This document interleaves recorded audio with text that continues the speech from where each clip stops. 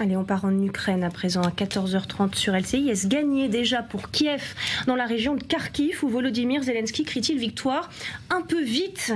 Selon l'Institut pour l'étude de la guerre, la Russie continue de transférer des troupes de l'autre côté de la frontière nord, dont la redoutable division des forces spéciales tchétchènes. Et pourtant, pour Volodymyr Zelensky, la bataille de Kharkiv est gagnée pour l'Ukraine. On l'écoute. Tout d'abord, le front. Aujourd'hui, nous avons discuté de la situation globale avec le commandant en chef. L'information principale, c'est que l'armée russe a échoué dans son opération pour prendre Kharkiv. Nous réussissons actuellement à les contenir avec le maximum de nos capacités. Nous détruisons les unités russes qui entrent sur nos territoires et terrorisent la région. Nous nous renforçons dans cette direction et nous nous renforcerons encore. Est-ce qu'il faut être aussi confiant que cela, Nathalie Schrin, aujourd'hui? Moi, j'avoue que mes amis qui sont sur le front souffrent beaucoup. Donc, c'est vrai que moi, je vois ça d'un point de vue humain. Les soldats qui réclament à force, enfin, vraiment de très fortement des armes, même de la nourriture, qui sont vraiment très fatigués. Alors. Pour moi, je pense qu'il faut quand même attendre un peu parce que les Russes ont une telle capacité qu'on n'a pas reçu encore tout ce qu'on nous a promis. Et ça, c'est pareil, les Ukrainiens, ils attendent avec impatience. Et vraiment, ça devient compliqué sur le front. Hein. Est-ce que vous avez des retours d'utilisation de ces fameuses armes occidentales et notamment américaines, de leur utilisation de l'autre côté de la frontière et de ce que ça aurait changé d'un point de vue tactique pour ces Ukrainiens? Non, pas pour l'instant, mais mes amis sont... Enfin, moi, j'ai surtout des amis qui sont pilotes de drones, donc ils ont en plus perdu leur drone il n'y a pas si longtemps, et ça c'est vraiment catastrophique, surtout qu'ils ont plusieurs drones, un drone d'attaque, un drone de protection, etc. Et ça, ils savent pas comment obtenir de nouveaux, de nouveaux drones qui sont pour eux une nécessité. Oui. Et donc pour moi, non, sur le front, moi j'ai pas de remontée de ce genre. Alors en tout cas, la version d'une Russie maintenue à distance est corroborée par John Kirby du Conseil de sécurité nationale américain. On l'écoute. Mais je pense que l'on peut dire sans risque de se tromper que, bien qu'ils soient toujours sous la pression des Russes, en particulier dans l'Est, ils ont été en mesure de contrecarrer les avancées russes. En particulier autour de Kharkiv, parce qu'ils ont pu bénéficier de 5 paquets de sécurité. Et maintenant d'un 6e, comme le président l'a annoncé aujourd'hui. Les Russes se sont en quelque sorte arrêtés là. En fait, leur avancée sur Kharkiv est pratiquement terminée. Car ils se sont heurtés à la première ligne de défense des forces armées ukrainiennes qui ont stoppé, voire fait reculer certaines unités. Voilà ce que John Kirby ne dit pas, c'est le feu vert de Washington pour frapper de l'autre côté de la frontière, donc en Russie, avec les HIMARS, notamment les patriotes, si ça a changé quelque chose. En tout cas, d'après, bien sûr, les rapports qu'on a, ça a été le cas. Les Ukrainiens ont frappé sur le sol russe avec ces armes. Il y a eu effectivement des colonnes, notamment une colonne blindée qui a été frappée. On a eu les images donc par drone, donc c'est une réalité. On a retrouvé aussi des débris de missiles HIMARS sur le territoire russe, donc c'est une évidence. Il y a eu aussi un S-400 qui a été frappé, donc quand même système antiaérien qui a été détruit par des frappes d'armes occidentales. Donc c'est une évidence, ça a aidé l'Ukraine. Après, je pense que pour revenir à cette déclaration de Volodymyr Zelensky, effectivement, d'un point de vue territorial, on va dire que les Russes semblent arrêtés, voire même légèrement reculés dans certains points du conflit. Après, il ne faut pas perdre de vue que l'un des objectifs de la Russie, c'était aussi de fatiguer les Ukrainiens et d'user une bonne partie des réserves. Et de ce point de vue-là, il est difficile de dire si les Russes ont réussi ou échoué. Ce qui est certain, c'est qu'une bonne partie des unités qui étaient en réserve côté ukrainien ont été envoyés sur le front de Kharkiv. Une partie des troupes qui étaient positionnées sur le front, notamment les meilleures unités, certaines unités d'élite, ont été aussi envoyées sur le front de Kharkiv. Et donc dans ce cadre-là, comme on ne connaît pas véritablement les pertes d'un côté et de l'autre, il est très dur de dire si finalement cet objectif russe n'a pas été au moins partiellement atteint. Oui, d'autant que les Russes n'ont pas finalement massé les troupes qu'on attendait, qui étaient prévues sur place. Ils n'ont pas tout mis, ouais. Pas tout mis, oui, c'est sûr que ça interroge, Marc Seymour. Kharkiv était quelque chose de très particulier, puisque les Russes pouvaient bombarder la ville et pousser parce qu'ils avaient... La ville est toute proche du territoire russe, et donc leurs troupes étaient quasiment sanctuarisées, puisque les Ukrainiens n'avaient pas le droit d'utiliser les armes occidentales. Donc ils utilisaient leurs drones, mais contre des colonnes de chars ou des gros concentrations de troupes, cela ne marche pas. Donc on est revenu à quelque chose de normal, de bon sens. Les Ukrainiens ont pu les utiliser apparemment. Ensuite, maintenant, tout le reste demeure. Mais ce qu'on voit malgré tout, c'est que la pression russe grignote, continue d'avancer, y compris plus au sud, dans Donetsk et tout, mais les Russes n'y arrivent pas. L'armée russe, malgré les moyens dont elle dispose, malgré des pertes immenses, continue à ne pas réellement pouvoir avancer, et les Ukrainiens en plus ont l'avantage au sud et dans la mer Noire, ce qui fait qu'on est loin de la situation catastrophique que l'on peut parfois, dont on entend parfois parler. Mais la Russie a-t-elle pour autant renoncé à cet objectif? On apprend dans l'Institut pour l'étude de la guerre, qui cite le centre de la résistance ukrainienne, que le commandant militaire russe est en train de redéployer des unités, notamment des opérateurs de drones, de la direction de Kherson vers la région de Kharkiv. On n'est pas certain, colonel, qu'il ne retente pas dans quelques temps avec de nouvelles troupes, puisqu'on apprend également que des troupes d'élite, puisque c'est le cas de ces unités tchétchènes, seraient déployées dans la région. Oui, mais je pense que il y a quand même une part de succès dans ce que les Russes ont fait à Kharkiv. Avec ce qu'ils ont mis au départ du coup, l'ambition n'a jamais été de prendre la ville de Kharkiv. C'est pas avec 30 000 hommes que vous prenez la ville de Kharkiv. En revanche, l'idée de mettre Kharkiv à portée des canons russes, ils sont actuellement à une vingtaine de kilomètres. Donc ils sont à portée de l'artillerie, on va dire, normale. L'idée de forcer à des mouvements de population, ce qui gêne tous les flux logistiques ou autres, elle est aussi là. Il y a quand même une partie de la population ukrainienne qui a quitté Kharkiv, ce qui gêne l'action du gouvernement ukrainien. L'idée de gêner les flux logistiques ukrainiens, ils ont dû se disperser. Vous avez des unités qui ont été retirées d'autres zones de la partie est du front pour aller là, et les Russes continuent à avancer dans le Donetsk, ils avancent. Ils continuent à avancer. Mais, oui, mais ils grignotent, c'est ce qu'on a. Tout le monde avance très peu, ils grignotent. Et tout le monde avance très peu depuis le début de la guerre.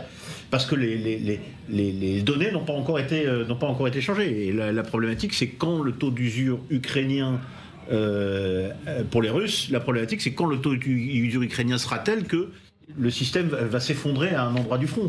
Et la problématique des Ukrainiens, c'est comment les Occidentaux vont nous fournir suffisamment de moyens pour qu'on n'arrive pas à ce taux d'usure-là. C'est actuellement la gymnastique est en cours, mais ils n'en sont pas au taux d'usure qui fait que le front s'écroule. Et vous avez aussi donc l'obligation pour les Ukrainiens d'étirer leurs forces. Ça, c'est fait.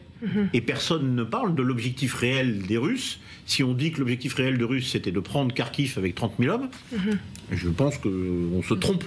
D'objectifs réels. Voilà. Donc il y a quand même, les Russes sont quand même parvenus à faire des choses, mais le président Zelensky a raison dans les faits. Ils ont arrêté l'offensive russe, c'est-à-dire que les Russes, si on les avait laissés avancer, on aurait continué à avancer. Et il est dans son rôle de motiver sa population, et donc ce qu'il dit est factuel et tout à fait normal. Et alors motiver les soldats, motiver entre guillemets, c'est le travail de ces unités tchétchènes.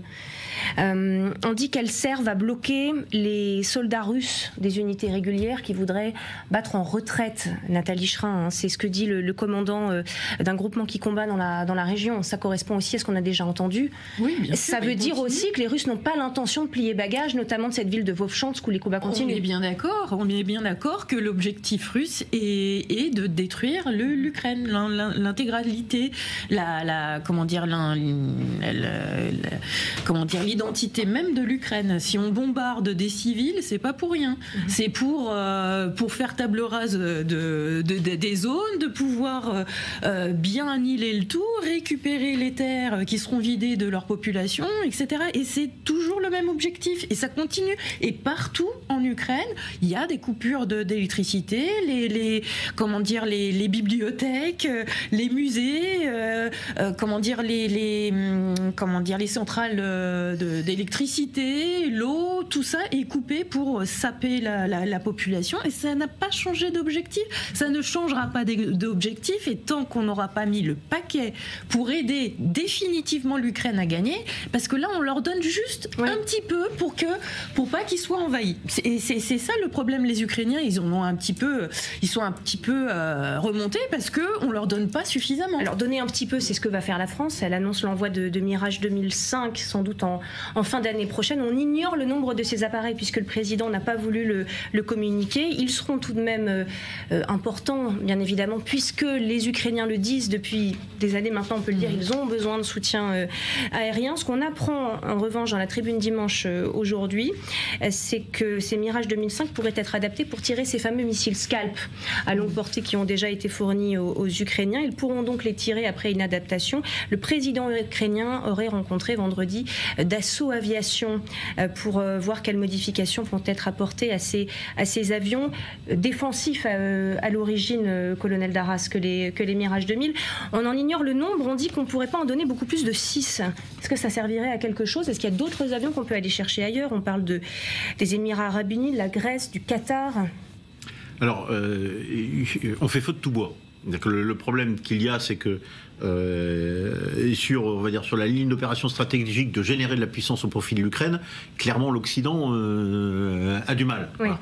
Et donc on fait feu de tout bois. Donc 6, on va dire que c'est déjà quelque chose. Surtout s'ils peuvent tirer des missiles et s'ils volent dans des conditions de sécurité qui ne sont pas destructibles. Oui. Donc, on en a combien aujourd'hui en France encore? 26. Est-ce qu'on commence à mettre en danger, pardonnez-moi de poser la question, mais nos propres forces? À nous, les Français, avec ces dons, Scalp, maintenant Mirage. On est dans un dilemme qui est connu. Le plus bel exemple de ce dilemme, ce sont les Anglais en 1940. Les Anglais en 1940, les Français demandent à ce que les Anglais les renforcent avec leur Spitfire pour nous aider sur le front. Les Anglais estiment que la France est perdue et ils disent on garde nos Spitfire parce que nous sommes les prochains sur la liste. Et d'ailleurs, ils ont bien servi après. Ouais. Mais les conditions ne sont pas les mêmes. Parce que la guerre à l'époque existait déjà entre l'Angleterre et l'Allemagne et nous ne sommes pas en guerre contre la Russie. Donc le dilemme est le même, mais il se pose dans des conditions différentes. Donc nos dirigeants peuvent estimer, et on l'a déjà fait pour certains matériels, qu'on peut, je veux dire, affaiblir entre guillemets nos forces temporairement. Et tout le monde l'a fait. Hein. Les États-Unis, leur stock de munitions ont baissé considérablement parce qu'ils ont pris sur les munitions de l'armée de terre américaine pour les envoyer. Donc tout le monde l'a fait. Mais ce dilemme existe. Vous avez raison de poser cette question. Actuellement, les conditions sont telles que les dirigeants occidentaux estiment que l'on peut faire ce sacrifice. Oui, Marc.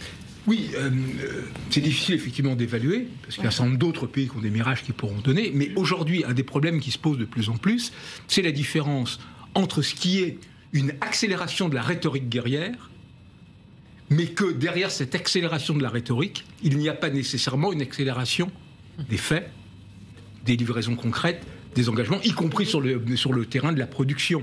Et cette espèce de ciseau est potentiellement quelque chose qui, à terme, risque d'entacher en partie la crédibilité d'un soutien des Occidentaux à l'Ukraine, qui est réel et qui a été reconfirmé, à raison, lors de ces cérémonies du 80e anniversaire du débarquement. Selon Volodymyr Zelensky, il lui faudrait 120 à 130 avions de combat si on additionne les F-16 promis, ces Mirages dont on ignore encore le nombre. Bon, Ulrich Bounaz, qu'on peut quand même dire qu'on en sera de toute façon assez loin.